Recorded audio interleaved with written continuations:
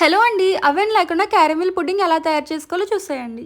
పావు కప్పు పంచదార తీసుకుని ప్యాన్ మీద ఇలా స్ప్రెడ్ చేసుకోవాలి. మంట మీడియం ఫ్లేమ్లో ఉంచి వదిలేస్తే కాసేపటికి మెల్ట్ అవ్వడం స్టార్ట్ అవుద్ది. అప్పుడు గరిటెతో స్లోగా కలుపుకుంటూ ఉండాలి. మొత్తం మెల్ట్ అయ్యాక స్టవ్ ఆఫ్ చేసుకుని ఒక బౌల్లో వేసుకుని స్ప్రెడ్ చేసుకుని పక్కన పెట్టుకోవాలి. మిక్సీ జార్లో ఒక కప్పు పచ్చిపాలు, 2 స్పూన్ల వరకు పంచదార, ఒక ఎగ్ వేసుకోవాలి. హాఫ్ స్పూన్ వెనిలా ఎసెన్స్ వేసుకోవాలి. ఒకవేళ అది లేకపోతే 3 యాలకులు వేసుకోవచ్చు. దీన్ని మిక్సీ పట్టుకుని తీసుకోవాలి. క్యారమిల్ తీసుకున్న బౌల్లో జల్లెడ పెట్టి ఈ మిక్సర్ని వేసుకోవాలి.